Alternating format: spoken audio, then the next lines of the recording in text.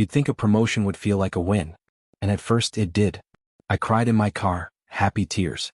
My hands were shaking when my manager, Kevin, offered me the new title, Senior Project Manager. I'd been busting my ass for that role for over a year, late nights, weekends picking up the slack when other people dropped the ball. I was the go-to, the fix-it person. I made timelines work when they shouldn't, smoothed over client complaints, and somehow kept our biggest account from walking after that Q2 disaster. So yeah, I earned it. Every second of it. But 2 weeks into the new role, it didn't feel like a victory anymore. It felt like punishment. I noticed it first in the kitchen. A coworker I've had lunch with for months, Jen, walked in, saw me at the table and gave me one of those tight, polite smiles. The kind that's more acknowledgement than warmth. She poured her coffee, checked her phone, and walked out without saying a word. The next day it happened again. With someone else.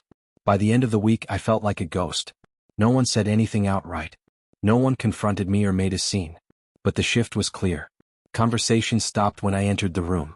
People who used to see me on everything suddenly forgot. There were meetings I wasn't invited to, even though I was now supposed to run half of them. I couldn't understand it. What had I done wrong? I told myself it was just growing pains. People needed time to adjust. Moving into leadership always changes dynamics. Maybe they felt awkward. Maybe they didn't know how to relate to me now. Then I overheard it.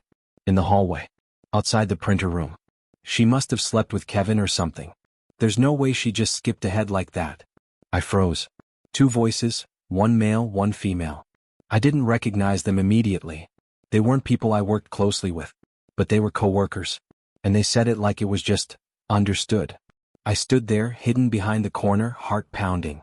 My ears were ringing so loudly I didn't catch the rest. I just remember walking back to my desk like I was underwater, fake smiling my way through the rest of the day while every cell in my body wanted to scream. That night I told my sister. She's a lawyer. Tough. Direct. Not the type to baby me. She didn't even hesitate. You need to document everything. Every comment. Every meeting you're excluded from. Start a paper trail. I don't want to make this into a thing, I said. She gave me a look. It's already a thing. You're just the only one trying to pretend it's not. I didn't sleep that night. I kept thinking about all the sacrifices I'd made.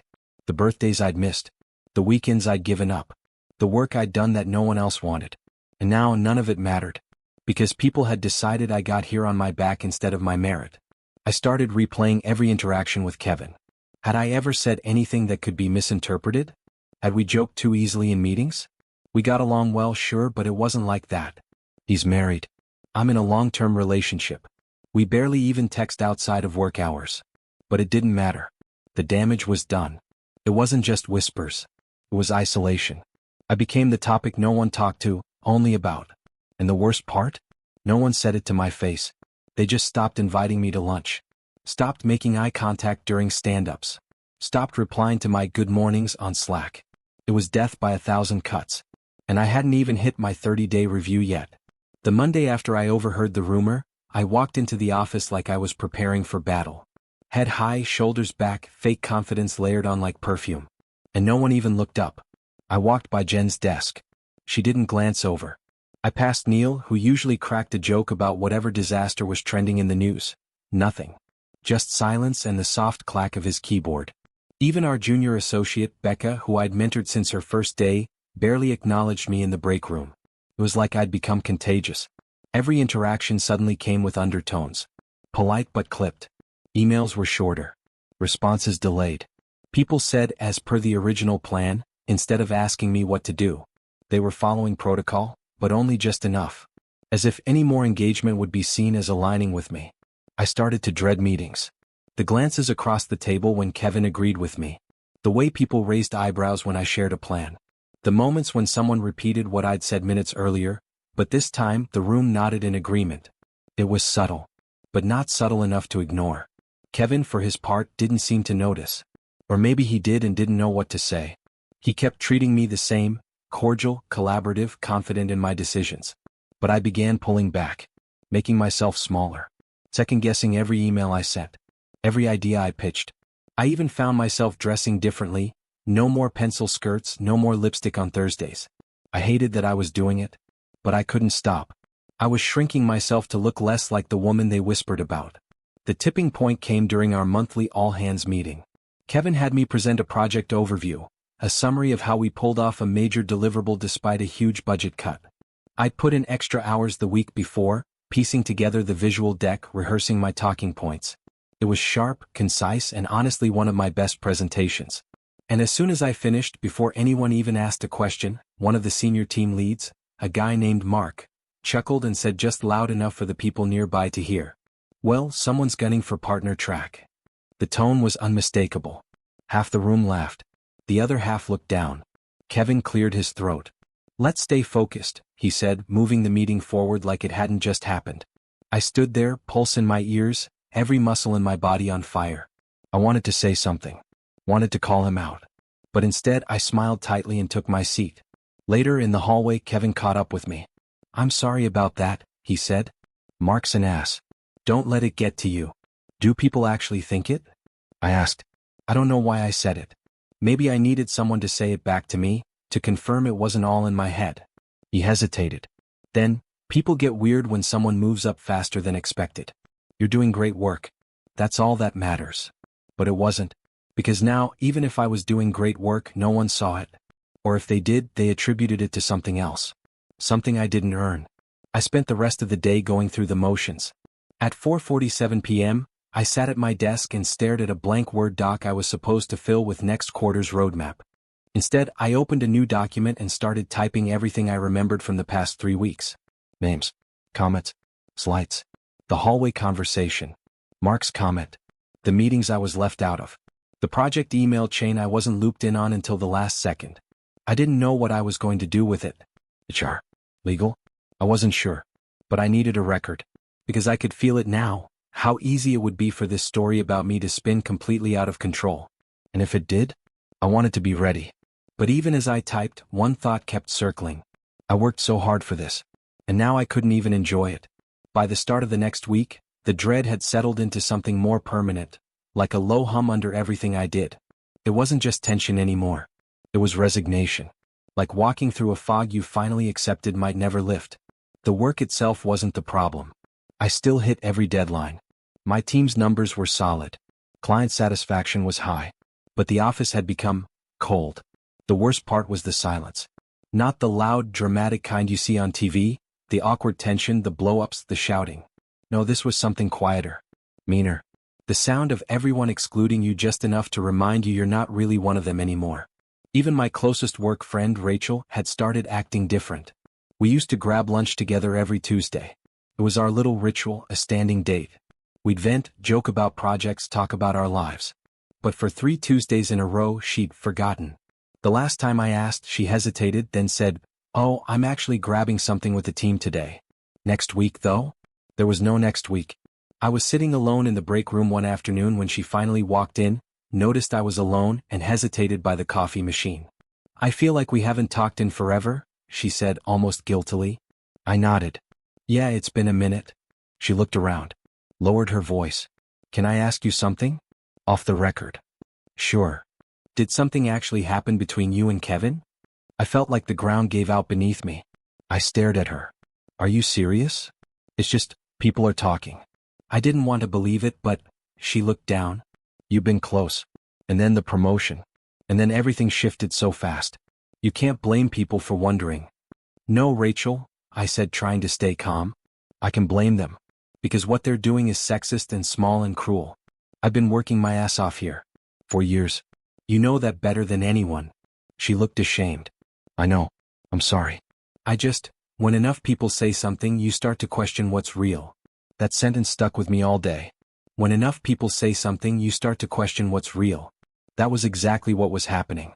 I had earned this role, and yet I'd begun doubting myself. I'd started questioning my own legitimacy.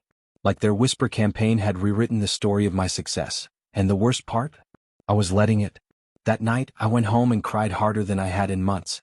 Not because someone didn't like me, but because I realized how fragile success feels when it's only recognized by one side. David, my partner, tried to comfort me, but it was hard to explain what I was feeling. He kept saying, "Ignore them. Keep your head down. Let the work speak for itself." But the truth was, the work wasn't enough anymore.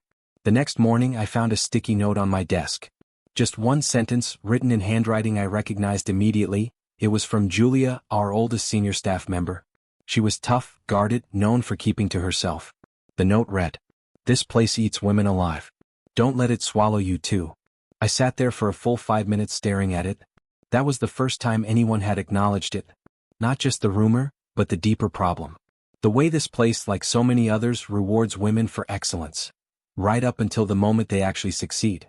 Then it punishes them for it. Later that afternoon, Julia stopped by my desk. No small talk. No smile. Just a look. "They said it about me too," she said. "Different guy. Same rumor. Different year." I swallowed hard. "What did you do?" "Outperformed every one of them," she said, "and made them choke on it." That night I didn't cry. I opened that document I'd been building, the one with every slight, every snub, every whispered comment, and I added something new. "They want me to disappear. I won't." The next morning, I stood in front of my closet staring at a row of blouses and blazers and asked myself a question I never thought I'd have to. What does a woman wear when she's decided not to shrink anymore? I chose the red blouse. I hadn't worn it in months. It made me feel confident, but after the promotion I'd convinced myself it was too loud. That wearing it sent the wrong message. That it was better to fade than be noticed. But that day, I wanted to be seen. When I got to the office, everything looked the same. Same flickering hallway light. Same hum of monitors. Same small cluster of people whispering near the coffee machine. But I wasn't walking through it the same way anymore. Because something had shifted. Not outside me. Inside. Julia's note had cracked something open. And what had rushed in was the memory of who I'd been before the whispers started. Before I internalized their discomfort. Before I began shrinking to make others more comfortable. That morning I sat down and opened a blank document, not the one with the paper trail. This was different. This was a letter. A message. And I didn't plan to hide it. It was an email addressed to my entire department. And it started like this. Subject: "Let's address the elephant in the room. Hi team." I wasn't planning to write this. I thought the best approach was to keep my head down, do the work, and let results speak louder than whispers. But the silence has started to echo. And it's hard to do your best work when you're constantly wondering who in the room believes you earned your title, and who thinks you slept your way into it. I paused before continuing. My hands trembled. But only slightly. Let me be clear. I earned this promotion. I earned it through late nights, difficult conversations, difficult clients, and months of taking on responsibility that wasn't part of my job description. If you have doubts about my qualifications, I'm happy to walk you through the numbers. But I will no longer justify my presence in a space I've worked hard to be in. This isn't just about me. It's about a culture that quietly punishes women for rising too quickly, or for having good working relationships with male leadership, or for being assertive without apology. We can do better. We have to. I'm still here. Still working. Still leading. And I hope, if you've been part of the Whisper Network, you'll think twice next time before passing along a rumor instead of asking for the truth. My name. I read it 5 times before hitting send. And when I did, I felt something I hadn't felt in weeks. Relief. Not because I thought it would fix everything. Not because I thought people would suddenly stop gossiping. But because I had stopped being silent. The fallout came fast. Within an hour I got 2 replies. One was from someone I barely knew, just 3 words: "Thank you. Respect." The other was from Rachel. "I'm sorry. I should have said something sooner. I let the noise get to me. You didn't deserve that." And then, silence again.